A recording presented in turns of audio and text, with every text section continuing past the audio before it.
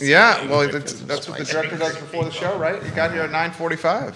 You guys were here early. You already had a drink. I mean, what? Yeah, if you want. Oh, yeah. Let's do that. Yeah, go for it. I'll put. You got it. I didn't either. Live on my Facebook page. Mics are I'll have hot. to give They you cannot permission. see us yet, but they can certainly hear us. Goodness gracious, this is going to be a lot of fun. Ned So Galloway's in the limit house. it to me. Tony O'Brien's in the house. Jesse Rutherford's in the house. Keith Smith's in the house. Keith, they can hear us. They can't see us. Hell of a panel, my friend. Yeah, I'm excited about this. These are pretty awesome folks in the elected world, but they're also my personal friends. So I'm excited about this. Huh? I got Tony sitting. You say that about Tony? Next to you. You said that about Tony? Nice and close. Nice and close. I really Keep do your like hands these guys. above too. the table. That's very good. That's very good. Hands above- Big hands. You know I'm the one. Oh, man. Tony O'Brien, here we go.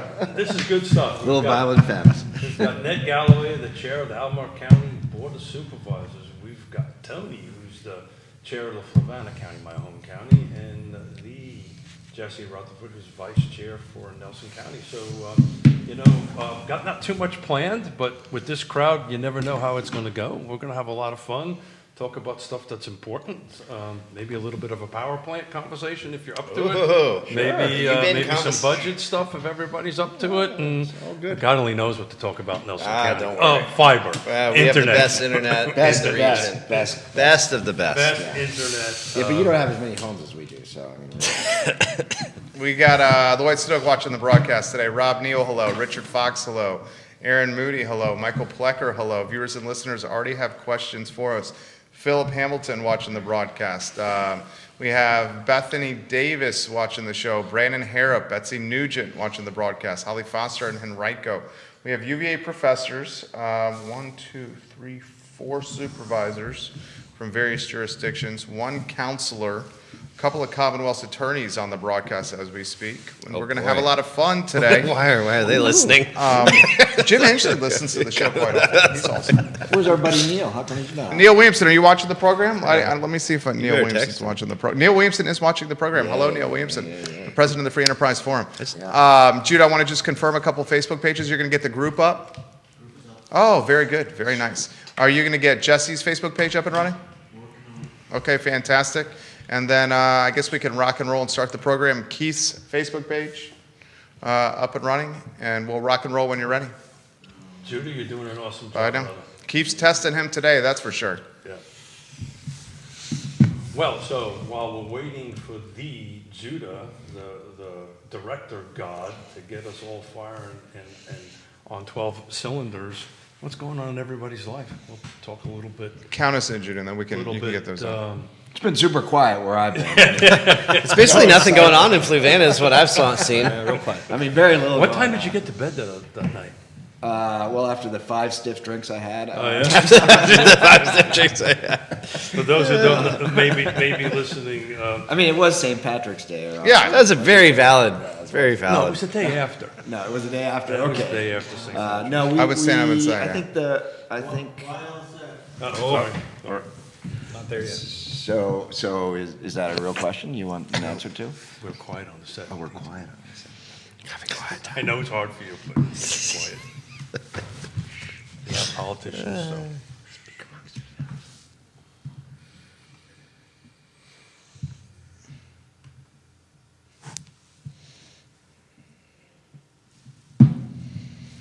Good Friday morning, guys. I'm Jerry Miller, and thank you kindly for joining us on Real Talk with Keith Smith. Today's show is going to be a lot of fun. Today's show will also be educational and enlightening.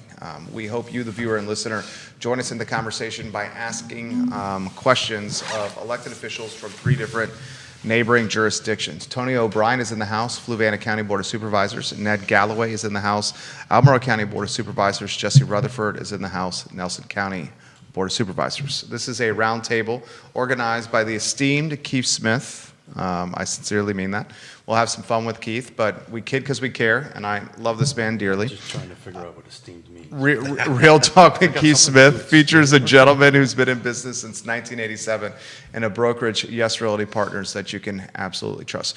Judah Wigcower's behind the camera. He's moved mountains to make this program possible. A 4-man set is now a 5-man set over there. I just want to highlight that one more time for Keith Well, Smith. I've given fair warning to everybody that this was going to be 5-person. We got basically to put that in layman's perspective, we have a Geo Metro or a Toyota Prius that is now driving a football team to the football field today. That's basically how I put that together. It's crowded over here. Tony and I are in the back. Does anybody remember, who's old enough here to remember when they used to try to stick all the people in the Beetle? Yeah, the clown show. Oh yeah, I love that show. Was that Herbie? No, that was a different one. What was that? Was God, I can't remember it. Ringling Brothers did a skit on that? And then, Studio camera, Jude. I'm sure you're doing that, and then a 5-shot. was it Monty Python? Maybe? I think that might. Well, if it's Mighty Python, Right. we probably can't talk about it. Oh, yeah. But anyway, we're kicking off today a series every. He's laughing in his cup of coffee. We're kicking off every third Friday of the month. We're doing a round table with some of my elected buddies. These poor folks had the misfortune of seeing my face for, in some cases, decades, in some cases about 15 years. And I just want to have an open roundtable discussion about what's going on in our jurisdictions, and hopefully we'll get a bunch of questions from the feed and just have a little bit of fun and share some information in this long form format that we've been wrapping up our 7th year. That's awesome. And in April, I can't remember exactly when, we're going to cross the threshold to doing this 8 years running. Congratulations. Well, you think one day I get good at this? So, You're excellent at Hope this. springs eternal. I don't know. so why don't we do a quick thing just for the few folks that don't know who you are? We'll go from my right to the left. Who you are, what jurisdiction, and then we'll just jump into some questions. Tony O'Brien, Fluvanna County. I represent the Rivanna District, which is essentially the inside part of the lake. It handles how many? About 4,500 people. Yeah. So Ned Galloway, I represent the Rio District in Albemarle County. So out, kind of Rio Road, 29 North, out kind of caps out at the UVA Research Park up there on 29 North. Got some of Earlysville. And both of you guys are chairman. Jesse Rutherford, introduce yourself. Oh, boy. If you don't know me, my name is Jesse Rutherford, East District Board of Supervisor, Vice Chair currently, and in Nelson County, I represent basically the Livingston, Schuyler, and Wingina, and Howardsville, and all the places in between. So You guys are multiple term supervisors here. Tony, how many terms? I am in the beginning of my third term now, right? Well, no, fourth term. Fourth term for Tony O'Brien, third Yep. for Ned Galloway. third for me. Third. So collective combined governance amongst you three. This is pretty impressive. What's the? 4 times. I mean, who's better at math than me? One of you guys. Is that what, are we? And this is with the assumption you're we finish starting all your 4. third, right? We're Are we going starting. to our talk budgets? Yeah. I'm trying to get at how experienced Math these right guys now. are. We might have some So I'm questions. in my 13th year. You guys are in your. I'm in my 9th year. 9th year. Yes. 18 plus 13. Right? Yeah. Do that I math. guess 32, right? Yeah. 31. Sorry. Yeah. Okay, there we go. 31 years 31. of combined That's- governance here. My whole life. Yeah. That's. I mean- You're 31. I'm 31. 31. Yeah. Fantastic. I That's was amazing. school president. Does that count? School president does not count. Oh, it doesn't, It okay. does not count. But these guys are in budget season right now, Keith Smith. We are, but at the moment, Mr. Smith is trying to figure out what his password is to Facebook. Not 31. Huh? Not 31. Not 31. Not 31. So, but I want to kick off with our county and kick off with the power station. Oh, you and everybody else. Everybody else. Yeah. Let's talk about electricity. So is Fluvanna? No. I came up with this new term, ask hole. A-S-K-H-O. I just came up with this Ask new term. hole. So you kick off a little bit on the power station, and I'm going to try to get my friend Judah up and running Okay. again. Well, in case you're coming out because it's Patuxent Phil and Fluvanna County has been entertaining a new proposal for another gas plant in Fluvanna County, 1.5 gigawatts, which is pretty substantial as far as a gas-fired plant goes. The applicant was Tenaska. We took a vote on Wednesday. It was a 4-1 vote to pass it.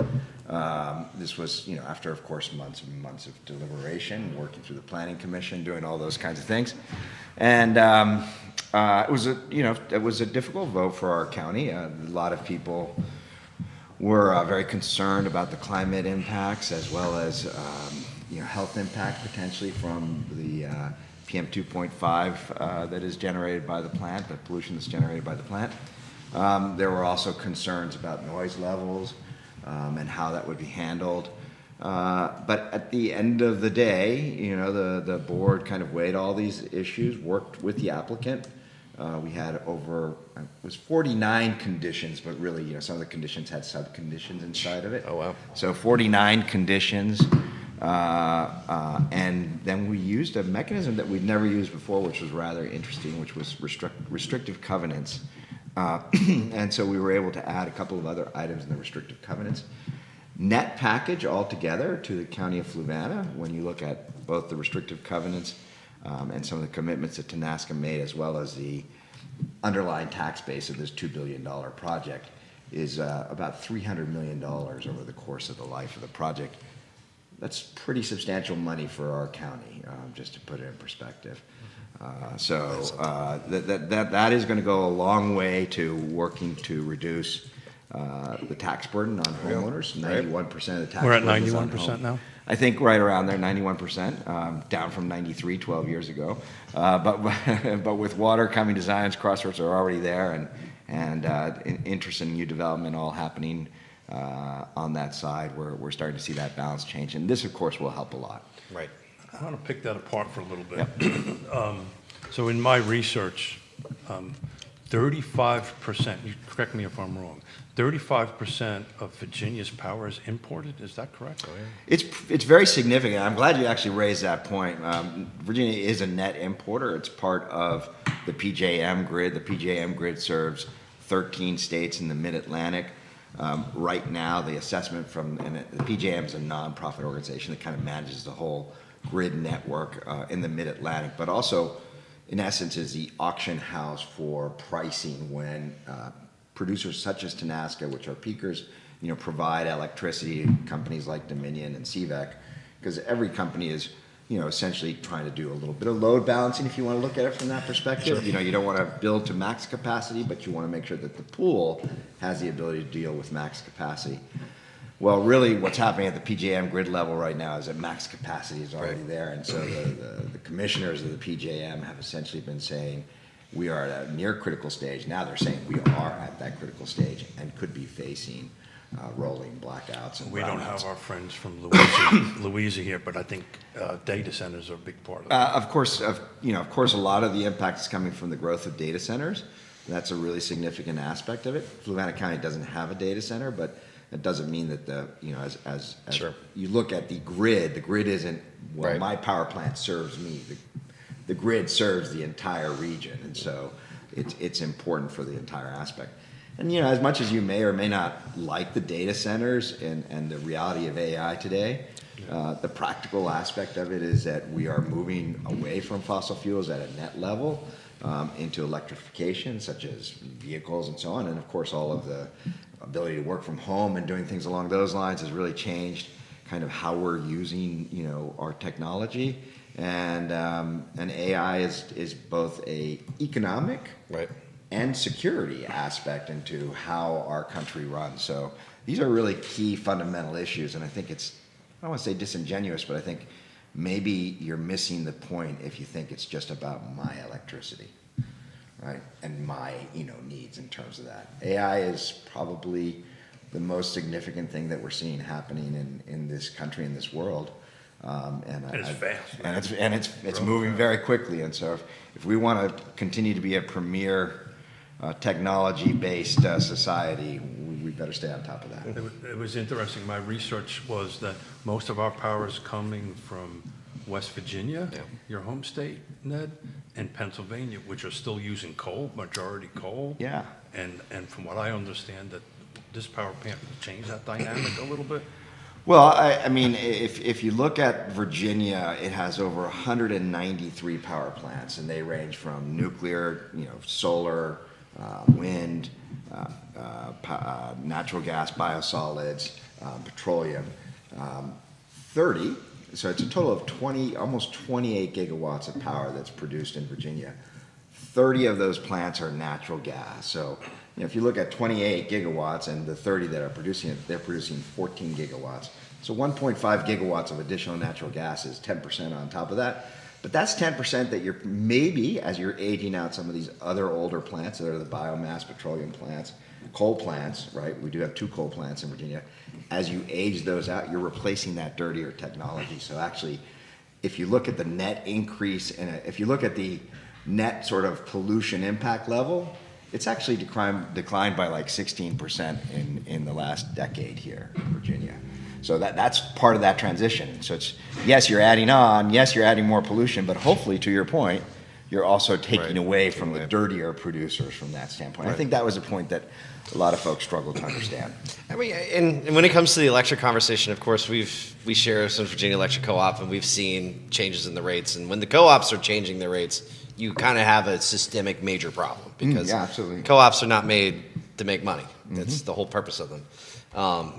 And just hearing some of the comments from Mr. Wood and some of my interactions with the members of the co-op, I mean, we need an all of the above approach, of course, and that's electricity in every regard in a lot of different ways. And of course, when it comes to clean energy, that's of course important. And doing your due diligence to make sure it's not impacting certain pieces of your day-to-day life. But our energy crisis is a crisis, and watching gas at approaching $4 and diesel going over $5. I mean, we've got an electric grid issue, and we've got to start taking really major steps. And honestly, some of the steps that need to be taken on electricity almost need to be what the federal government and the state did to address internet in the United States during COVID. Yeah, and you need that much So investment. we ended up at internet with Nelson County. Yeah, well, I mean, it wasn't. Yeah, of course, we had to get to internet, electricity, but the Who was the modular. first county to have internet? It was Nelson County. Yeah, actually, ever. It goes back a couple thousand Beginning of years, time, pretty much. 2000. Yeah, God foretold this. Went from the can and the string. Yes, yeah. There's a bit of It an was on the inside ark joke. when it flooded. They left a little fiber line. There's an inside joke here, right? Every planning district commission meeting we have, he usually kicks in somewhere about Nelson County had the first internet. I think that joke has made it to this talk show here. I'm sure it regularly has. do that. It was. I This is where it began. And in fact, Neil Williamson says the irony, and we have to weave our friend Ned Galloway into the mix here. He's got a lot going on with Albemarle County, but Neil Williamson, the irony of discussing data centers on an internet-based talk show. Tony O'Brien is not lost on me. Neil Williamson right there. We And trust literally me, had that conversation. trust me, there was a lot of internet activity regarding me and my decisions. So. I actually was going to go to your town hall that you were hosting the Oh, other yeah, day. that was a lot of fun I there. really wanted to go. He's got a town hall coming up, Yeah, right? let's talk to Ned a little bit. I just I want did to go to last night. yours. Oh, This you is did it last night. This is Okay. a town hall, right? Yeah, basically this is a town hall. hall. This is probably the most watched town hall that you guys may do here. But Ned Galloway just did one last night. How was the attendance? What happened? The attendance was great. It was it was at the center at Belvedere. It's specifically for our budget. We do budget town halls every year, and it's a chance for there's staff there. So the first little half hour is about mingling, getting to go around, meet the people in the different departments, ask questions. Then there's a presentation to give the high level overview of the budget, and then the remainder is Q&A. So I got a lot of great questions last night. The turnout was phenomenal. But it also had other supervisors there listening to folks. We had And Malik? Ann was there, B was there, Sally was there, Fred was there. It was not an announced meeting. We didn't talk to one another, so just Right. Yep. from public meeting issues, which we announced last night as well. But also Jim Dillenbeck, the new representative of the Rio District, was in attendance. We were able to introduce him to folks. And School board. School board chair, Dr. Berlin, was also in attendance. So it was a packed house. I mean, it was, I'm always amazed at the questions we get, because it's never one thing. Like, obviously if it's a TANASCA or rezoning or something like that, all of it's going to be really hyper-focused on that. But last night it pretty much covered the whole swath of what we do. And it's interesting to watch folks do that, because it's like, well, what are they thinking? What are their concerns? And a lot of it was not, and this has been my experience over the last couple of years, it's never usually like, don't do this or do that. It's always explain to me why you're doing what you're doing. Yeah. And that was the tone of the whole evening. So I really appreciate the folks in my district that come out and treat it that way, because I think that is the level of conversation we should be doing. You should be asking me why we're choosing to, pay for some things, maybe not pay for other things as much, and why. And if we're raising taxes or proposing to for you to respond to, we should explain to you why we're doing that and what the circumstances are. So we were able to do that. It was good stuff. So that's a good segue, because this guy I know said, if you watch how elected officials vote during their budget season, you Yeah, kind of oh, know yeah. how they're going to vote the rest of the year. Yeah. Yeah. Some guy by the name of Ned. Yeah, in our budget meeting Wednesday, the work session, we did that. We had to take votes on some things. Now, we've kind of parked because it depends on some wiggle of others. But yeah, at the end of the day, once you start taking those kind of votes, then it loads into where the budget's at. Then you can start going, did he say that when he was campaigning? Was that consistent with what he's said in the past? So to me, that's a good part of the process. Well, something struck me from Wednesday's meeting, and then this could be tied to all jurisdictions. Supervisor Pruitt, Scottsville District, Albemarle County, proposed advertising a 1 cent real estate tax rate increase and a 29-cent personal property tax rate increase. And last year there was a 4-cent real estate property tax How's that increase. say, yeah? Yeah. Y'all do this every year. And they don't talk about equalized rates. I could just Do you let know Jesse what the Rutherford host concept it. of Go ahead. equalization Yeah. is? Have you So ever heard of it before? So Yeah. just so I can prove what you're asking me, if we were to equalize in the current year, Yeah. it would be 85. We're at 89.4, so it would be at 85. Let's see, 85.3, I think. I think it's 85.4. Okay. It's 5.2 cents is what it would take to equalize. That would be about a 16 or 17 million dollars equivalent to the operating budget. So for those that are asking, so that they go, do they even talk about it or think about Did they ever it? talk There it about is. it? Think- So for us We to don't talk about for us to equalize, we would have to find in the budget a place to reduce things by that 17 million dollars to be able to equalize. To meet this year's budget. To meet To this meet year's this budget. year's from last year's. So Jesse, do me a favor. Yeah. Jump in and explain what equalization actually is. Yeah, okay. I'm can do explaining math. to but This might be equation also to the internet as the Nelson County way, right? let me just I like the Nelson for County those way. who I like heard the of Nelson County way. equalization, whenever we do assessments, we say, "Oh my gosh, we can't do this to the taxpayer." How often do you do assessments? Every 4 years. Wasn't it longer than that this last time? No, that's Amherst. Amherst did 6 years. 6 years. Amherst has an entirely different disaster. They had, Let's stay on topic. But- here. I'm sorry. Anyways, yeah, you got me. Squirrel. Okay, sorry. topic. Equalization is when the assessments have increased to a certain number, and to equalize the revenue that the county had year over year, you reduce the real estate tax, which however many pennies percentage, the rate down so that it equals a little bit closer to the revenue the county received last year. It's never equal exactly. But Nelson County's philosophy is, how much are we equalizing? We always try to equalize down as far as we can, normally. And then Well, you- and then for a you- layman's then you work. person's perspective, Yeah. I live in Fluvanna County, so ultimately next year, my dollars that comes out should be the Should same. be as close, yeah. So as close to Yeah. what I paid. I make it very simple. What's 10 times 8? I don't know. All right, I figured. What's 8 times 10? Is it the same thing? Is it the same thing? Alrighty, So we gentlemen. have to do a math equation? Now listening to Albemarle I supervisors just talk want to about- let you know, I do have sponsors and I'd like Yeah. to hold Well, on. it's okay. Tony's only in charge of $161 million over there. It's all right. Is that what it is? 161 160? for fiscal year 2027? Well, yes, but only because we allocated part of our proffer money from Dominion, which was a very substantial. That's a 50 large million. number. It was a $50 million. Oh, wow, okay. I think we allocated $45 million into the CIP for some of our programs. So that's a really Mainly significant- water That's and, different. That's different. in the Bremo Bluff, Fork Union area, right? So that's the start of that program. That So the goal is to get my dollars out of my pocket Sure. to be balanced as the year before. Yes, and if you listen to Albemarle supervisors speak, they say, we're not raising your tax rate. Well, they for this year. Which is a Pause. true statement. Pause. This year in the personal, in your real estate taxes, this year, it did pass 4-2 to advertise to raise the personal property tax 15 cents. So 15 that would cents. be from $4.28 of $100 of assessed value to $4.33 of every 100. And that, where that hits and impacts people is their cars, mostly. It's machinery and tools as well. Yeah. Well, and it's important to emphasize. Let me throw this out here. A whiskers hair, a Ned Galloway whiskers hair away here from a 29-cent personal property tax rate increase advertised, 3.3.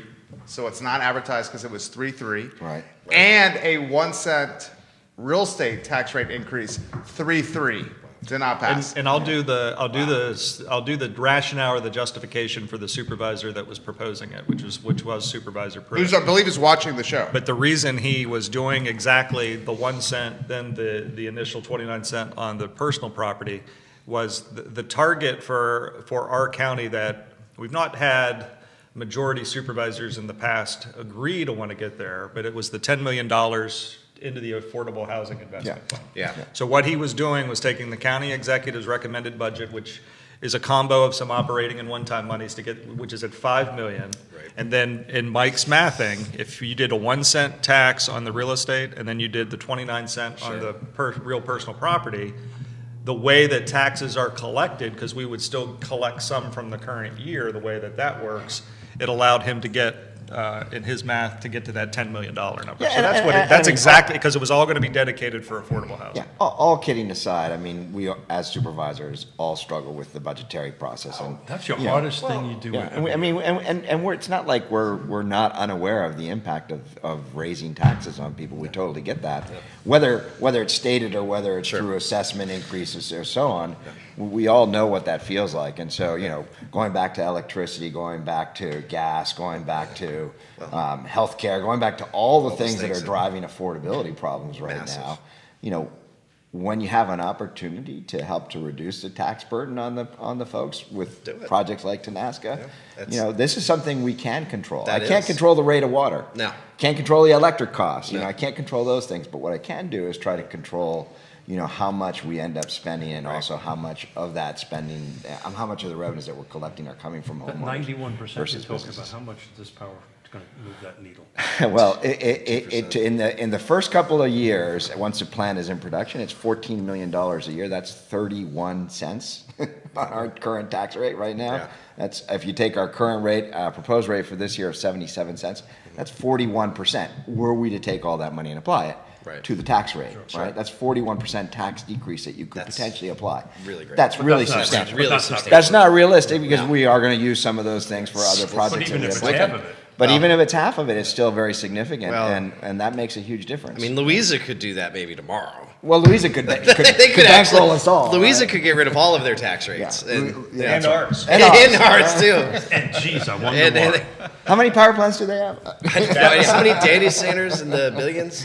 So, change subject a little bit, back to you, Jesse. Sure. I'm just wondering how you guys are going to navigate what the state's giving you for the school systems. Oh, Because- it's a disaster. So just to set the stage here, from 2019 to now, you've lost 15% of your student body. We've lost 8 in Fluvanna County.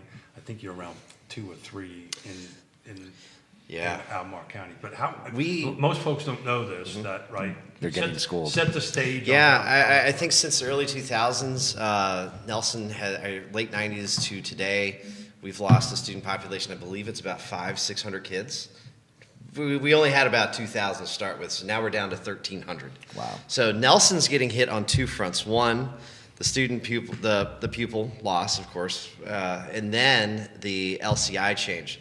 Because Nelson County our assessments keep going up, we're actually like the 4th highest expectation by the state to pay more money for our school system, based From on the local- SOQ from the local. So we are, over the next 5 years, are expected to pay, not expected, the state is just going to take $1 million a year. Wow. Over the next 4 to 5 years. So we get hit twice. We get hit with the LCI and we get hit with the rebenchmarking. Yeah. And it's kind of a disaster. So when we talk about assessments, basically in equalization, The LCI has dominated our conversation. Yeah. How is it that So we? to give that acronym, please, what that stands for? Oh, gosh. Local composite index, yeah. Good job, school board. Not the man. least composite. And so the local composite index, it basically is this complex formula. I actually have a picture on my phone. It uses real estate assessments, it uses incomes to some degree, and it divides it out over this very complex formula. And it says on this very not fictitious, but it should be, SOQ budget, which is what the state thinks your budget should be to govern a school system. Never is possible. Standards of quality. Right? Yeah, standards of quality, which doesn't even include all the staff, just a certain number. And So our state representatives can say they funded. the absolutely, and our Gave a teacher school. bonus. and I to, can to half of them. and at this point, Nelson County has suffered through this for 8 years in a row for me, and I can confidently say that our state officials will do nothing to address it. We've successfully not gotten any more hold harmless. They've said, "Good luck. Nelson County should just pay for it all," and we are about to be equal with Fairfax City in the expectation to pay the maximum amount. 80%. They're expecting the local government to pay 80% of that tiny SOQ budget. Not even tiny, still millions. Sounds like they've been visiting your breweries. Apparently, yeah. They can afford this, but they take that tax money too. So we don't even get that, you know. So Ned, jump in and from Almar County. Well, it's something that every school division and locality has to contend with. 2 years ago is when Albemarle took a hit, and it was to the tune of $9-10 million. So the county executive in his current recommended budget, and this is creating consternation between the two elected boards with us this year. He's So brought that's between the elected, your before board, school board and the board, board of yeah. supervisors, the county executive brought forward a plan to fund the school's operations to the tune of, basically the local dollar increase is about $9 million. They're getting, that's year over year, that's Yeah. what they're getting. The state's coming in, I think the state additional monies are in that like $10-11 million a year for them. So they've got extra money this year. Now that's the opposite of what happened to them 2 years ago from the state.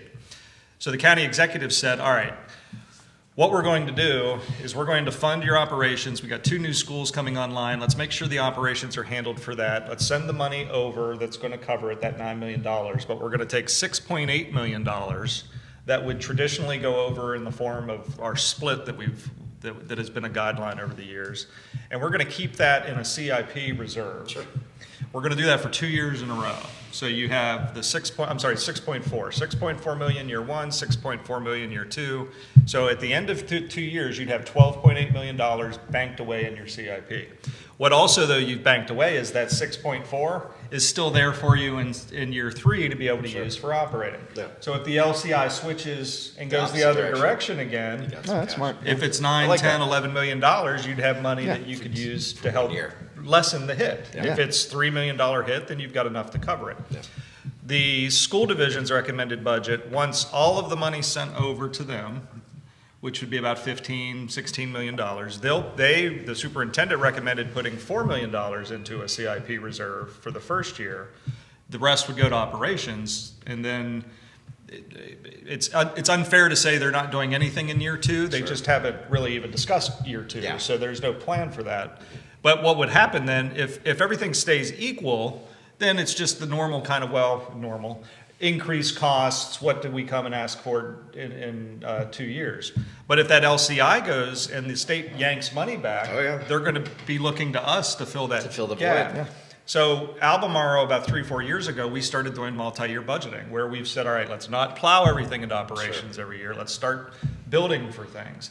The county executive has explicitly stated that without us building the bridge, which we're dipping into our budget stabilization reserve, 0.5% this year, 0.5% next year, to help us get to year 3, because what starts happening in year 3, we start seeing revenue from AstraZeneca coming in. That's huge. So the I school love that term, division's budget unhappy. stabilization. Yeah, that's what I like. The school division's unhappy. They want the dollars. They want the decision. So I understand the point of view, but that's where we're at right now. And there seems to be disagreement on our board of exactly how that could play out. So for those who know, CIP is capital improvement plan, right? So buildings, so fire forth. trucks. And listen to this little nugget on local composite Water index. systems. We have something called the revenue sharing agreement with Yeah. the city of Charlottesville. That's crazy. So local composite index, the complex formula that Jesse was talking about, is basically a county's ability to pay Yeah. that they're calculating. Right. The $20 million that we send to CVille, Is it 22? $22 million. 22 and a half, actually, I think. The state considers that still in our coffers That's for our bananas. ability to pay. That's bananas. Oh And my that's money God. you gotta make. You're getting That you're money's paying- just going straight on over. Why? You're getting hit twice, but I know. There's so many questions I've been here. reading Jerry's body language. I know he's Out Yeah, of I'm curiosity, with the revenue sharing agreement, is that ever a topic of consideration why we're still doing this with your supervisors? Well, I mean, it's two jurisdictions that agreed and came to the agreement back when the city was allowed to annex property. That's the key. A perpetuity So- contract. And the voters endorsed it and voted on it. So the voters voted on it. So legally, to change it, you'd have to have both jurisdictions would want to agree to do it. Well, one of those, it's kind of, y'all got HOAs in your? Yeah. And you know how when sometimes other properties want to do something through their property, how that's like not in their interest to do that? Yeah. So it would take something that, like legally, there's no way to get out of it. Some people think, and it seems to have reared its head again, it hadn't really come up in 6 years, 7 years. But people seems to think that it's just an act of leadership or legal maneuvering or something like that to change this. Well, it's pretty well locked in. Is there an end date?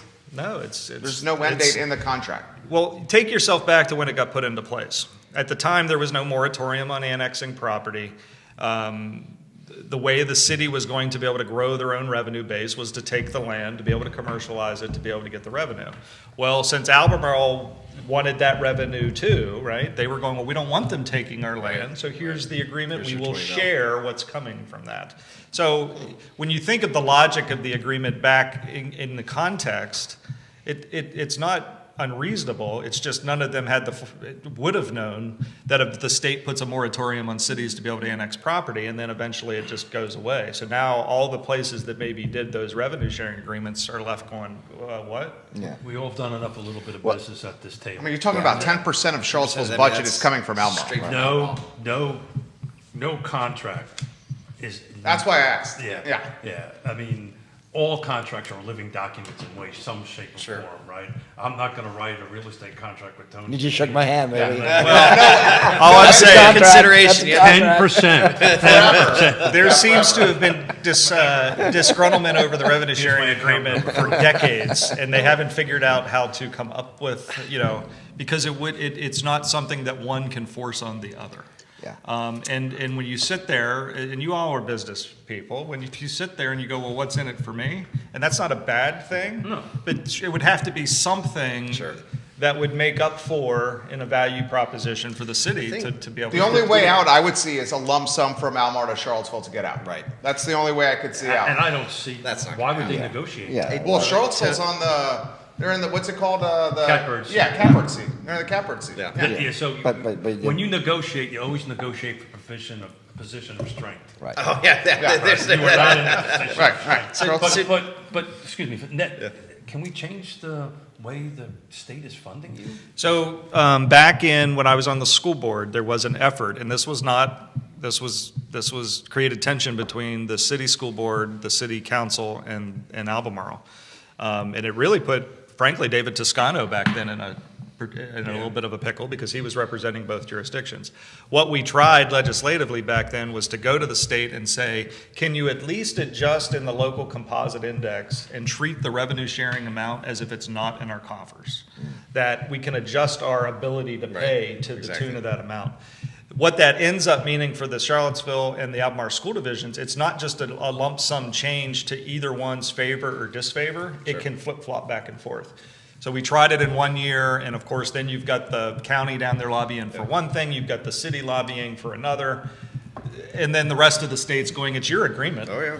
So that was kind of, it didn't really go anywhere with the rest of the GA. See, Tony, if I were you, I'd try to figure out how to get that same agreement with Louisa. Yeah, that'd be good. I think probably to the tune of 150 mil. Yeah. I would love to hear the conversation with Tony and Fitzgerald Barnes and how that goes over there. Yeah, I know Fitz fairly well. I have a feel for what Fitz would do. I'm Yeah. calling Tom. Yeah, Barlow. we love our. Tommy, we're taking Zion's Crossroads. That's right. Rachel, it's okay. Don't worry about it. It's Pay just me a little bit couple over here, million. you know? A little here, a little there. Go ahead. So, let's dial it back a little bit, right? So, what are your projected budget? What do you think your budget's gonna be? Golly, it's kind of hard Round to numbers, there's a reason I'm asking. It's round. I think if once you add in the school system into the whole pool, it's probably about 77 to 80 mil. So I don't think what a lot of folks understand is how you get to that revenue, right? Yeah. Most people don't understand how much money comes from the state, how much of Yep. that comes from the feds, Yep. right? And then how much is the local dollars. impact, So you want, I mean, big numbers, right? Is it a third comes from the state, you know? I mean, the state is always the biggest number in pretty much everything. And they're dialing it back. I think we're around Oh, 45% yeah, is I what think it's we about contribute. 30 to, yeah, I think it's, And, you know, we're- between the we're- feds and for the just the state, school, we're definitely well above 50, 60%.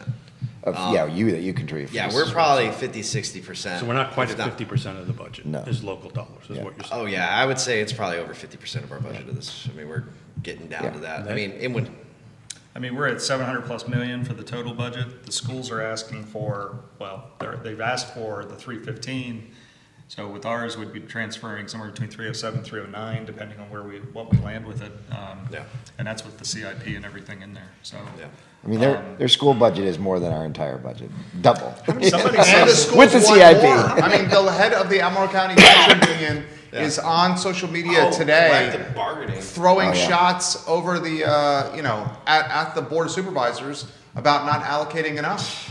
That's happening right now. Yeah. So- I mean, that's something we're all gonna have to deal with, right? I mean, that's For a big those thing. that are watching and listening that don't live in the state of Virginia, we have a pretty decent following here. New York, for instance, has two separate tax structures, right? One tax for the school and one Yep. tax for the local government. I think I know the answer to this question. Is that a path that we're never going to see here in Virginia? I don't know, that's never going to happen. Yeah. I just don't think we got I mean, So the schools spend the money, but you allocate. we have to Yeah. allocate, and they don't have any taxing authority. I mean, it's always part of the, we once talked in supervisor school, you talk about the. Oh, there is such a thing? Yes, there is. I'm actually getting certified. After it was year 9, I said, That's it's time to get certified. That's a scary thought. I know, I'm getting certified. Certified crazy? I'm I gonna don't get know, certified board of supervisor. I said after 8 years, it's I think you time. need to move on because you. I think we all agree you're certified. This is true. I am certified. But what I was going to say is, in relation to that piece of the pie for Nelson, I mean, it's eating us up. I mean, $1 million is 3 real estate pennies to make up for. If Yeah. the state pulls $1 million every year, we're raising it 3 pennies. And you don't have a power plant coming on to No. offset that. And then collective bargaining is going to potentially come into play, which, can anyone explain to me what that means? Like, how is the school board going to go into good faith arguments or discussions and talking about what the state is negotiations? trying to do? Yes. Well, since they don't control the purse, how are you going to do that? How do they do that? I mean, I don't even know. So yes, teacher, you're going to get paid X dollars. Okay, board of supervisors, and we No. say we don't have the money. Right. Then what? Yeah, Like, I've asked that question a few times. Right. Well, then they tried to leverage, negotiate, and/or squeeze the you-know-what of the supervisors to get more money. I mean, And then they threaten, Well- goodwill by saying they won't give the kids the money.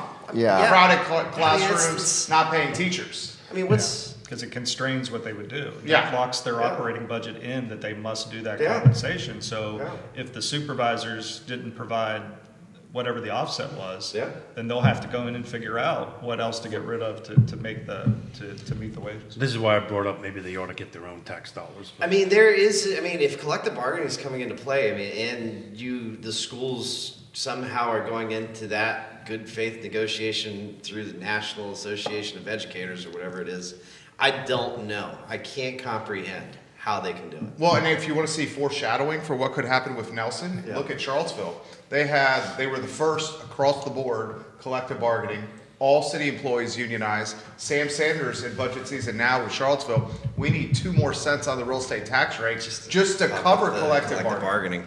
Like he literally said, why I'm asking you for 2 cents more is specifically Yeah. because of collective bargaining. Third Friday of next month, we're going to have some Charlottesville folks in this. I mean, that's So that's coming down for Nelson. Now, to be fair, though, if you look, because Albemarle County just signed their collective bargaining agreement on the school division side, the compensation increases that are in there are really in line with what You guys COLA are- and increases have been anyway. What the Albemarle Education Association really were going for were different kinds of things embedded in the school day in terms of planning time, who's being compensated for what, Yeah. and things like that. Now that does raise compensation, but this supervisor is not unhappy with what they were able to win in that sort of agreement, and it's not hitting it. It's not like they baked in a 10 or 12%. Yeah, it's just an wage increase every uncertainty that we're going to have to measure, and you know, But correct me if I'm so- wrong, it does include a significant increase for support staff, though. It, Teachers, I believe, yeah. janitorial, Oh, I'm sure. cafeteria, Which- aides, sure. assistants. which I'm They not, deserve, they which deserve. I'm not opposed Well, to and- that. and- So it does create a place where now it does set up a constrained thing. The school division's required to deliver on that now, and they'll learn whatever their the consequences of that are from a financial standpoint with the dollars they get. Right. But at the end of the day, let's say the collective bargaining is not there; those internal pieces probably don't happen. Or do in such an incremental way that it takes a long time. And there were years when I was on the school board where teachers weren't even getting cost of living adjustments. So I'm not going to act as if a 3.75 or something in that 3.5% to 4% raise for teachers is not merited. Yeah, and I mean, I think that, just taking it a little bit a step further is that ultimately, if the board of supervisors allocates X amount of money and those staff positions have to be increased on the teacher side in order to meet the collective bargaining that has, resulted in, Right. well, we need these additional support staff, it really creates a tension, because at that point in time, what do? You say, well, here's what we're funding you. Yes, you want that, so I guess you can get that You're gonna support get that, staff, yeah. but you're going to have to reduce your overall staff in order to get that support staff, Exactly. right? Yeah. And that's a tension that I don't think has been fully played out yet. And I don't know if that's necessarily healthy for the schools. I believe schools should advocate for what they need. Sure. Absolutely. And then, we have the difficult Figure decision out of the- saying, here's what we can afford. Yeah. But they should definitely advocate for what they need. And one of the things that I'm always frustrated with, especially in years when we aren't able to fully fund a school request, is that what always gets left off are those new positions, which ultimately those new positions are there to drive and improve the quality of the school itself. It's 80. Most people don't realize 85% of most budgets are salaries, right? There's It's not a the lot same. left to But play Liz, with, right? I'm going to play devil's advocate here, right? Sure. But if we have 8% less children since 2019 and now, how do you? Well, in Fluvanna County back in 2012, we cut the school budget by $3+ million. Okay. So, we're kind of basically So you're getting catching back up. to where we You're were in catching a up. sense. Okay. But also the other thing too is that, of course, if you take those 12 years and you were to apply COLA to that, that's a pretty significant Yeah. increase as well too, right? We're catching up. We're yeah, catching up you're, on- you're catching up we in a sense. We didn't have a good enough student to teacher ratio to start with. and now Oh we're yeah, starting now we're getting kind of back to where we were as a baseline. Oh, yeah. So let me get to some of Because these. we're at. We can keep going. Let's go longer. The show's rocking and rolling. There's a lot of comments coming in. This is coming from somebody that's asking for anonymity, that's plugged in elected-wise locally. Why is the $16 million spent on land use valuation in Albemarle a better use of taxpayer dollars than other ways we could spend that money? For example, schools, roads, sidewalks, or other conservation programs. Question there for. Glad you got that one. That's a Supervisor good Galloway. Well, it's but the answer. They'll probably won't be satisfied with my answer because it's the same thing we're doing in every other piece. We've got where are the available dollars and what are they being programmed forward, and the challenge that's challenging for all of us that have to make these decisions every budget year is going, well, when I program dollars here, what does that mean for every other? There's 12 top priorities in each of our every counties, single if one. not more. Yeah. So you have to go, well, what's the value of that program? There's a cost associated with it. Is it legitimate to keep it there? Or do we need to move that over here? Or do we need to raise taxes to be able to pay for something? So the county has decided that that's an appropriate place and a prioritized place for those dollars to go. And instead of pulling money out of it, it's prioritized in a way that increased revenues that we receive, higher tax bills, right, go to fund some of the other important needs that we see. So how the county residents have been dealing with increased services that are part of growth and the things that we're going to see year over year has been their property assessment values go up. That means we've received more tax revenue, even though we haven't changed the tax rate, to your point earlier. The last 2 tax rate increases were all dedicated. We've been able to cleanly say to our taxpayers last year, all of this new tax rate dollar money is going to public safety and affordable housing, including the one we just So, recommended. two things. This guy Ned said, watch how you vote during Budget. season, you know how it goes. Back on assessed values, just in the, this is a real estate show. What? It's unbelievable. Are we talking about real estate? This is, I hope you're doing it, the assessments since COVID and how they've popped. Is that what you're gonna, No, that's not what I was gonna do, because that's what I don't have in front of me, but watch, this is. It's not a real estate show now. It's not a real estate show now. We're talking about the Jerry, referendum. COVID was 5 years ago. it usually goes this way. Right? He's just got COVID brain fog. All right, let's behave, gentlemen. So, we ended median, your county. Yeah. Ended median sales price at the end of 2025 at 580. You're now, this year to date, as of this morning, you're up to 591.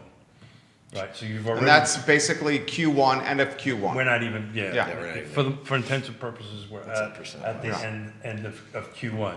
So to your point on assessments, right, if we do everything like you're supposed to, you're gonna start seeing numbers going up again. Oh, So yeah. assessments- And by the way, giving Almar grief, I know that they use a formula-driven, percentage-based model for the most part. Are we ever correct? gonna go to a Yeah, yearly? which I think is Well, impressive. this- And I think you try to drive to a sustainable rate. I mean, I do think the idea of a sustainable rate is, easier for citizens to understand and digest overall. Oh, I agree with that. Instead of this back and forth, Well, the taxes went up or didn't, And the needs go up. That's probably one of the big differences between a rural and urban context, because you can have one major economic event in a rural context, and it just Louisa in the last 10 years is a great example.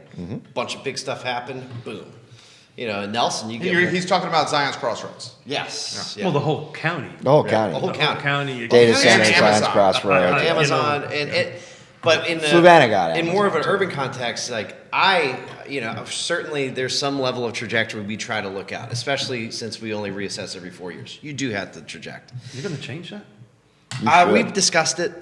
We'd like to address that on a regional basis and share that way because it costs us $400,000 just to do Did bring these that things. up to. We've said that a few times. Christine, yeah. It's a very reasonable thing, but as But we look. how's that gonna work? Because you've got staff that does it, right? We hire out. you hire The out. theory is that multiple jurisdictions, and this is purely theory, no numbers, nothing's hit ink on paper, is that multiple rural jurisdictions could stagger their assessments Exactly. and be able to Hire share staff and a share the staff yeah. costs. Because it's no reason for us to do it every year. I think that's a little bit too much for Nelson. No. But every 2 years is not unreasonable. Well, and I mean, from experience, I can tell you this, because when I first came onto the board was 2012, right? And we were doing basically 6-year assessments. So we That's assessed terrifying. at 2007. Yeah. And then at 2012. Wow. It was a 30% drop. Yeah, that's in how people assessed lose their values. homes. yeah. That's how people lose Well, their and, homes. and to your point there, Jerry, at that point in time, you had seen this really fast growth happen in Fluvanna. course. And so you had a lot of new-time home buyers. Say they bought a home for $350. They were back breaking, then. barely surviving at that price cap. Yeah. And then all of a sudden they get their assessment that says, oh, your home is only worth $200,000. We had a really high foreclosure and bank short sales in our county because a lot of people just said, you know what? I'm down 150 grand. I've only had this house for Here's 2 the years. keys. Here are the keys. Walk away. Yeah. What I called white collar foreclosures. Well, it's a little bit more than here's the key. But back to my point on the budgeting, I mean, for rural localities, it's usually a year-to-year vision. And, the propensity of, board changes do happen. I mean, I think that's also the same in your context. But because your budget is $2 billion, $1 billion, your total budget. 700 and some. Yeah. So here's some, okay. You have to have that 5-year advisor. You can't govern year to year. Whereas in the local side, like we can put in a week or two's worth of work sessions and figure our stuff out pretty easily. So that's why we kind of keep our day to day. But I do like that concept of, I think, especially when it comes to debt service, you need to have a financial plan. I think every county should have a financial policy. Nelson County is finishing up drafting Hopefully we'll have something drafted by this year on a financial policy. But for your constituents, how is it that how we explain that jump is always hard. And usually every 4 years, it's not that big. We've just lived a bunch of major inflationary time periods economically that have just absolutely decimated specific geographical areas. Amherst, the neighboring county, if they were to equalize their rate, because they did 6 years pre-COVID, they would have to drop their tax rate from, I think it's 68 cents or 58 cents to 32 cents to truly equalize. And yeah, I mean, that's dangerous. And maybe there's some philosophy the state has to look at. If we keep having hyperinflation, the state's going to have to step in and figure out what assessments mean, right? What percentage of the assessments we're going to be able to keep going forward. I can see a day where that happens. If rates go up again, if they go up another, couple hundred basis points, it's going to be disastrous. And now, we talked about this before the show. Yeah. Now the expectation is we will see an increased rate environment in 2026. I believe it. Due to inflationary pressure from escalated oil, which is tied to the war in Iran. Yep. $3.89 the price per gallon when I was driving in from Ivy 3.5 weeks ago. Actually, 4 weeks ago, it was $2.79. So it's up $1.10. And I think, interestingly, with Supervisor O'Brien's county, Fluvanna, I think he's going to see the pressure from the escalating costs in Albemarle. And you already have experienced this, especially since post-COVID. Yeah. The population's expected to uptick in Albemarle County. 600 jobs tied to AstraZeneca, $125,000, the average of those 600 jobs. When we raise personal property taxes, real estate taxes, at the same time that assessments go up, the middle class is going to get priced out. They're going to flock to Fluvanna, and as they flock to Fluvanna, that's going to drive values of houses. You're going to see a lot of pressure because of that. Our oldest kid is in private school. It's $25,000 for second grade here. The folks that are coming to Albemarle they have money. Yeah. They're going to not put their kids in public schools. Yep. They're going to put their kids in private schools or homeschool. It's going to drop the numbers of enrollment with Albemarle County Public Schools, less funding for Albemarle County Public Schools. This is a snowball here. Well, it's a cycle, and I think that you highlighted a really good point, as our friend here, Mr. Smith, likes to say. People drive till they can buy, right? That's one of your favorite lines, right? Drive till you qualify. Drive till you I qualify. think we're moving it to fly now. Yeah, fly till you qualify. Fluvanna County is actually, despite everybody's assessments of it, we've had one of the slowest growth in I was in literally population. just going to talk about that. You in finished the last 5 years. So we've actually got very restrictive growth policies right You know now. when the biggest growth years were? Back in the 90s, yeah, for sure. 90s and 2000. Yeah, 80 that was- to 90% but, of the county filled up in the late 90s and the early 2000s. Well, it's because you're not doing any development. We're not doing any development. Yeah. At Lake which, Monticello built out. to your point is, It's going to escalate values of homes. you have new pressure coming Yeah. in because Yeah. people want to buy, but there's less inventory, and since there's less inventory, it drives the prices up even Yeah, higher. Lake Monticello is a perfect example. Which drives up affordability problems, Right. right? So it's like, and I talk about this all the time, is like, we need to get serious about having, concentrated development, because I don't like to see horizontal development that much. I don't believe in the sprawl, right? I don't believe in, you get your 5-10 acre, $2 million lot that Albemarle likes to do. Yeah, Albemarle likes to because do that ultimately does ruin the rural character, So you right? cannot develop it. Yeah, right now developing in Fluvanna County is a challenge because we've had we've changed our zoning laws. We took away cluster developments, which That's is a one of shame. the few ways that you could do it. And B, because we don't have an infrastructure for water, which is required, public utilities, in order to do the higher density zoning. We've made it very do now difficult. at the end of a power We're plant. getting there. We're working on that. Yeah, we're working on that. I But need to jump in on this when you. yeah, but that affordability issue becomes bigger and bigger if you have restrictive zoning like that. I think our growth in the last 5 years has been under 4%. We were the lowest in the area, if I recall. Yeah. So But yeah. once Colonial Circle builds out, Fluvanna's done. you're done. Yeah. We're done. I do want to. We got more time? Oh, yeah, keep going. Let's keep going. I want to jump in a little bit on this power plant conversation that happened because I wrote a note down. I really wasn't gonna bring it up until you were talking about our county. So I watched it till about midnight. Us old dudes go to sleep at midnight. We don't like to stay up to 2 o'clock in the morning. Matter of fact, usually 9:30 I'm asleep. Most of the fun was over by then, but there's a little bit more. But it was interesting listening to the comments and from the comprehensive plan purists, right, about the power plant, that it didn't meet the comprehensive plan. I've stood in front of you, I've stood in front of every one of these bodies here with a project, a residential project that the planning commission voted for. I just did it in Greene County, voted for, it gets in front of your board, said the planning commission says, yeah, it meets our comp plan, it's in our growth area, yada, yada, yada, gets to the board and gets shut down. Yeah. It's very funny how that same people just switched, and I'm just wondering if you had any.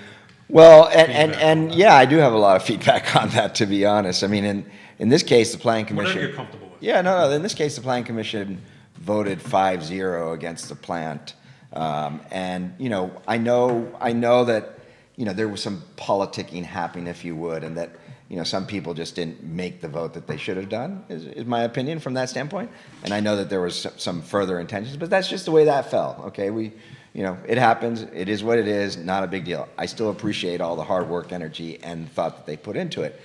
It obviously puts you in an awkward position when you're at odds with your planning commission. You don't necessarily want to be that. So if you look at a 5-0 vote and a 4-1 vote, you go, well, there's some disconnect happening here, right? But we are in the process of doing our comprehensive plan. And in that process, because there's been a lot of conversation about the rural character and nature of our county, I'm pretty sure the comprehensive plan just says rural on it. That's it. I mean, I'm kind of joking, but I think the word rural and character and all that kind of stuff is repeated throughout it, and we all get that and we all understand that. I was giving a presentation to the FLDP, Fluvanna Leadership Development Program, and it was a planning presentation. So we had our Todd Fortune, lead planner there speaking. We had one of the planning commissioners and myself. And the planning commissioner was talking about the comprehensive plan and, sort of saying these are the aspirational aspects. This is what we work for. This is what we try to do and create. And after she was done, I said, yes, those are the aspirational aspects, but this is where the sausage gets made. When it gets to the Board of Supervisors, we have to deal with that. So in our comprehensive plan, touted quite a bit about the Tenaska plant, it says that we will have decentralized renewable energy. Okay, decentralized, great. In order to provide the same amount of energy that the Tenaska plant was going to do, we would have to cover 30,000 acres in solar. Now, I'm pretty sure if we were doing that, we'd have a lot of people coming out and talking about that as well, too. I asked Tenaska, and they offered it, to put in a condition, actually a restrictive easement of $2 million to be matched by the county for putting in home solar, right? To offset, help reduce. And I thought this would be an innovative program that might be able to be taken on, kind of by the state. As we've seen, the subsidies have been reduced. And so it was, $2 million over 10 years match from that standpoint. I was hoping to also reach out to CVille and Dominion and see if they would offer some additional monies from that standpoint. Really help to promote solar, reduce the burden on greenhouse gases, right? Our county has the most restrictive solar ordinances probably in the state, i.e. we basically ban solar. Not home solar, this is industrial solar. So we don't allow solar, and then our board voted to take that $2 million, and this was on Wednesday, and apply it to a firehouse that's being built. So basically, they felt that they didn't want to use taxpayer dollars to subsidize green, but yet our comprehensive plan says we want decentralized renewable energy. And I said, well, if we're going to do that, then we need to remove that from the comprehensive plan, right? So because this was a you are match. not putting your money to your mouth, right? If you're going to say this is what we want, then do it, right? And so I was pretty fired up about that. But at the end of the day, money's still going to good use. I'm glad it's still there and appreciate what Tenaska offered. Just I think that kind of highlights that dichotomy or that sort of, silliness that sometimes in the aspirational aspect we miss in the practical aspect. And especially in this case where so much of the conversation was how this plan didn't fit with the comprehensive plan. But when you actually took the energy component of it, it was way out of whack to begin with. But what is the comprehensive plan? Well, the comprehensive plan is basically a 5-year look into It's the an future of where you aspirational- want it to go. It's an it's an aspirational goal. Yeah, of what you want it to do, where you want your growth to happen, how you want it to happen, how you want, certain pieces of So when I get things to voted work. down Yeah. for housing, I get told it's aspirational. It's aspirational. And when- Even when though the they run it comprehensive up, I plan- get We told- want affordable housing, but we don't want to build any housing, right? Well, I mean, comprehensive plans are, the guy who's on our board forever, Tommy Harvey, he was on our board for 40 years. He said, that's the most expensive paperweight you'd ever did have. He said, just leave it on the shelf.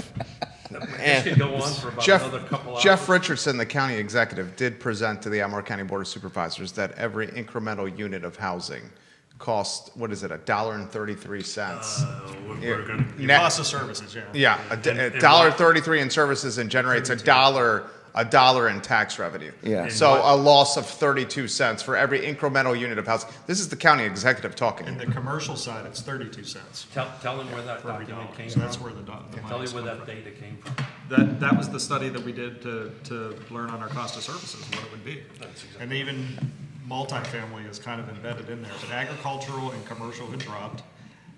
We're at 11% of tax revenue coming from commercial in 2 years. This is part of our diversification plan. AstraZeneca alone moves it from 11% up to 15%. And everyone has to remember, AstraZeneca wasn't the finish line. Oh, no. AstraZeneca was the first lap Yeah. of a long race because there's more property on our site and there's more property in North Fork, et cetera. That's the long goal for Yeah, us. that's what we That's have to- when people say, raising our taxes on top of property values going up, what's your long goal? Because this plan isn't sustainable. Yeah. That's the long goal. And, Yeah. and you don't get jobs into an area unless you have good quality schools, affordable housing, places where your employees can live. So it's a catch-22. It's easy to say, houses are expensive because of schools, much touted by some of my fellow supervisors. But by the same token, if you're not gonna have housing put in place, then you're gonna have affordability issues. well, you If also you're not gonna have- have density, then you're not gonna have the growth that you say you want. So when you say, I want that Home Depot, or why doesn't Lidl move out to where we live right now? You don't get that because you don't Because have the they're density. traveling in and out. They're traveling in and out, exactly. Albemarle County, 2025, 1 million and up was 24, 23 something, I rounded up to 24, 25%. A quarter of all your sales in Albemarle County in 2025 was $1 million and up.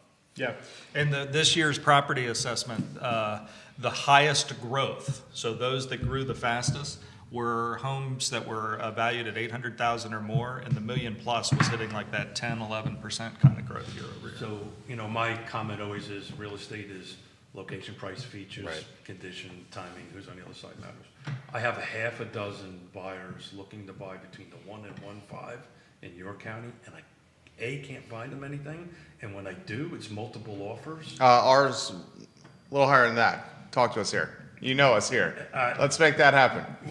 I'm just talking Just about. got to convince my wife now. I love You moved to you. Flavanna. And people have to Hey, remember, 3 houses. Jerry, I love you. Three houses. I love you dearly, but I fear your wife.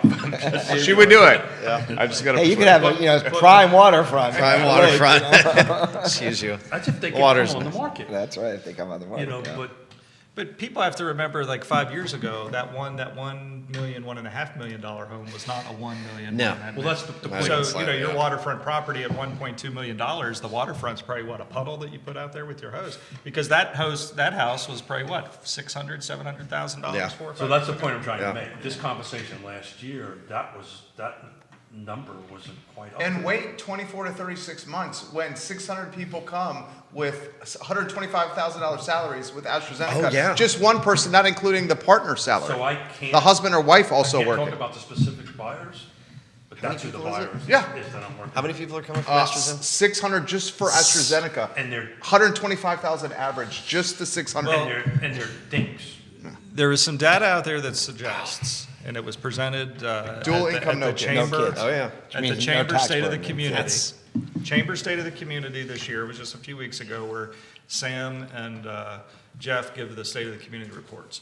But the Weldon Cooper Center's Hamilton Lombard said that if you have 600 folks come, and it's not 125,000 average. Right. 125,000 is the minimum wage.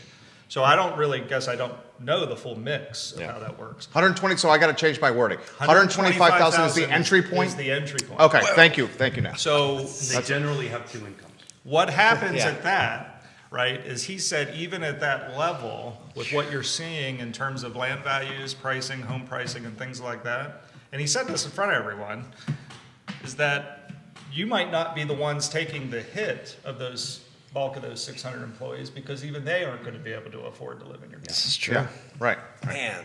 Yeah, that's why Fluvanna and Green are about to hit. But I don't have the inventory. Well, what it's just going to drive up the values. Isn't Green has Green's the got inventory. some big Values, but inventory I don't have coming the in. Inventory. As God is my witness, I have buyers at that price range that are walking away with multiple offers. We've got no home inspections at that price point in your county. No home inspections, appraisal waivers. For those that don't know what that is, they're going to cover the cash difference Cash to the table. between what it appraised. So this means these people know they're buying a home that isn't going to appraise, and they're prepared to bring the cash to the table. Wow. And it's crazy. And just to talk about a couple of quick numbers, and we're way over time. Yeah. Right? 591 is your median right now. In order to hit 80% for the land trust, Yeah. right? You got to be at 250. That's a 340. That's just median. You had to can make find- 250K. You got to come up with $341,000 and plus closing costs just to put that 80% AMI buyer. And oh, by the way, that's 80% of 125,000, which is not a small number. When's the new HUD family meeting Usually comes out in April. in April? So very soon. It's very soon. And it's 125,900 now. It is. It's actually 126 something, so it'll probably inch up, I thought. Yeah, I it's thought a last year pretty it was big already higher than No, it was, 125. 125.9, right? it's 125 something. I can't remember. So it must have been 124 the year. Yeah, It that's was right. one- That's right. it- Yeah. You'll see it creep up again. I think the year after that, when all these dollars hit, When is the true AstraZeneca like impact that we will see? Like, what is you're teaching me here? Like From- with From what? Impact, what do you mean? Revenue? people here, like up and run, like when we start Oh, seeing okay. 600 people. you got contractors in now. I think them up and running is going to be a couple of years out, but based on the incentive packages and what how we're looking at over 25 years, we'll start pulling revenue in from them in year 3. Okay, 3 years from now? 3 years from now. Okay, and then people start coming here in 2028? I don't know the exact knows? number. But I they're don't know moving what fast though, man. Yeah, they're not gonna, I mean, you don't do something like that at that level Yeah, to and- mess around. Now, one of the things that's why like this year, we're putting $4 million into economic development that will translate right over to getting Boulders Road extended. Yep. And folks are like, well, why would you spend that $4 million for that? Because the whole project's $43 million. We got $20 million from the state, we got $12 million from AstraZeneca. Yep. We got a couple of grants to the tune of a couple $100,000, or about $1 million. So our 4 million has turned into 43 million to be able to build that road, which is critical. Did you guys, curiosity, did AstraZeneca buy the land? So, with what I can tell you, with what the incentive package is total, Yeah. over 25 years, the revenue, the projected revenue from that project alone is $705 million. The incentives that we have put in place for them, it's just short, but it's basically $100 million. So all of that over 25. So if you take that, that's about $606 million of revenue to the county over 25 years. It's about $25 million a year. Starting But in that year 3. doesn't. So is that But that's direct. It doesn't do the induced Correct. income, right? The indirect, yeah. No, it's fantastic economic development. You guys are crushing economic So, development. there's just there's the mix between, we'll get all the details out there when it's all. Okay. Well, and I All think right. something that, we're talking about homes and people buying homes, but also lost on the conversation is that for those that aren't buying homes, they're renting. And guess what? You're renting from people who bought an expensive home. Exactly. And so your rents go up. And if your rents go up, the next thing you see is people that can't afford that. And so, when we look at some of the challenges that Charlottesville's facing, let's face it, those are a lot of the homeless folks that are coming from our surrounding areas because the services are there. So I'm And then you look at that and you look at Right. the impact that it has on this area This right whole here. area. And you've told some stories, Jerry, about some of the It's- fun that happens down here. It's it ultimately impacts a gem of the county. A gem, I mean, a gem of the specifically is area. impacting right? Charlottesville City. Yeah. But I'm saying Yeah. downtown mall is a gem of Central Virginia, right? And you know, so the city has to deal with the homeless issues, and they got to spend money on it. Oh. So I mean, it's an entirely, you know, I don't want to say virtuous, think- spiraling circle that can be very damaging. When I hear AstraZeneca coming to Nelson, all I see is my LCI going up even more because in Nelson, from a real estate perspective, the buyers who we get are cash people.